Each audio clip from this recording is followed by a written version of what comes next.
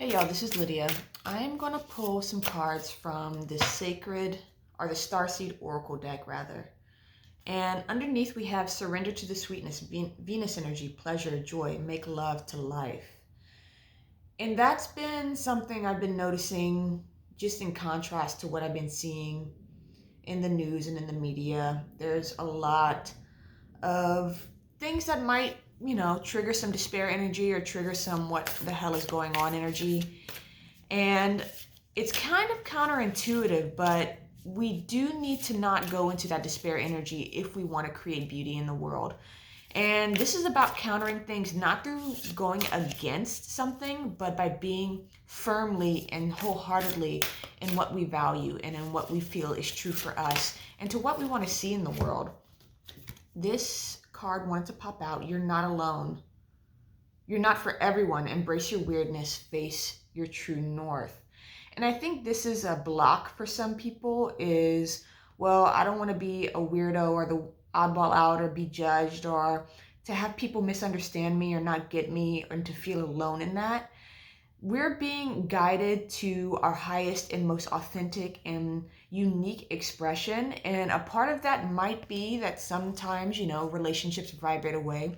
Some of them might vibrate back in. We're all in our own timeline, but we're never alone. There's this energy of the more we step into who we are and what we want to express and how we want to be in the world and start embodying what we want to see and not trying to control others, but just being firm in our own truth and really in our love and our sense of I love myself and this is what I want for myself and this is what I want in my life. So I'm going to create that and embody that.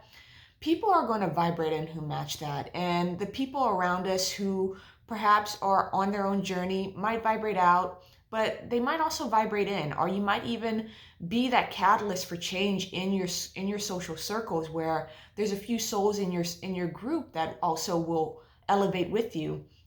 And you might also be surprised about where people are at. There's a lot of silence around what people actually think. I think the media and the internet is given a little bit too much weight, and not really a little bit, way too much weight in terms of what people are actually feeling and thinking. And the truth of the matter is people are feeling and thinking all sorts of ways, and you might be surprised at where people are at when you actually engage with them and talk to them and be open in what you actually think, feel, and believe, and to see, what they have to say and to be open in that exchange as well. I have found that it often leads to pleasant surprises or even, putting seeds in other people's minds where, they might not agree in the moment, but it might make sense to them. And then you find that you're making these ripples in the world by just being yourself, not trying to convince anyone of anything, not trying to prove anyone wrong, not trying to, start an argument or to prove you're right. There is no right and wrong. There's just what's true for each and every one of us. And we're being asked to step into that wholeheartedly and to be in that energy. And also to bring that Venusian energy into our lives as well, of beauty and pleasure and the beautiful things we want to see in our lives. And to put our focus there, to put our attention there, and to put our energy behind it. Because if we're all creating beautiful things in the world, we will find that there will just be more beauty in our environment, more beauty in our relationships, and that ripples out. And we are all creating an impact, whether that be a dense impact or being in despair or being in our light and being in our love and being in that higher energy. Whatever energy we're creating, that's what we're uploading into the collective field. And we're also being called to take responsibility for that. Saturn is in Aquarius and it's been in Aquarius, which is taking responsibility, one, for where we belong, but also our vibration, the frequencies we are putting out into the world and the frequencies we are taking in, and really being conscientious about that. So let's pull one more. The Seas of Mintaka, seeing potential, bringing unconscious to light. And that's part of the process too of when we start to embody what we want. The things that, aren't serving us anymore is going to come up for our address. And when we bring those things to light, when we shine a light into our own darkness, we do bring more of that crystalline energy into our lives overall. And it might be a process, we might have to go into the trenches before we can go to the mountaintop. But that's a lifelong process of going into our depths and then coming back to the surface, going into our depths and coming back to the surface. And it's sort of like this spiraling cyclical energy of uncovering and then bringing things to light, and then up leveling, up leveling, up leveling over time.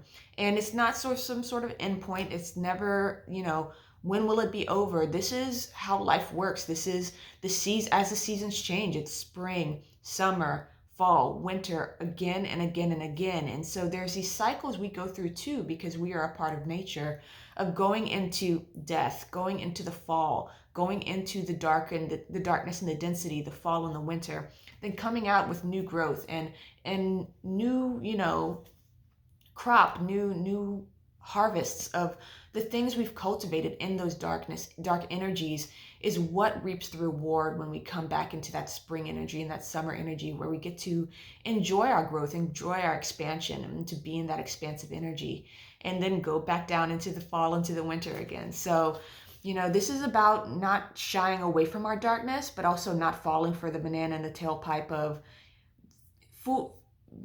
thinking the darkness is a part of us, or identifying with the darkness, but to bring the light into the darkness so that we can expand, grow, and blossom. So let's see what's at the bottom of the deck real quick. It's not time yet. Things are being woven. Wait. So also not getting too caught up in instant gratification either, or things turning around immediately. This is about process and journeying and being in that energy of I'm always whole. I'm always complete in any given moment. And really falling in love with life and being in the dance of life, and not trying to necessarily get to a point where we don't have to worry about certain things anymore. This is about never worrying, because we're always guided. So definitely don't get too caught up in when will I arrive. We're always arriving in any given moment. So I'm sending love and wishing you well.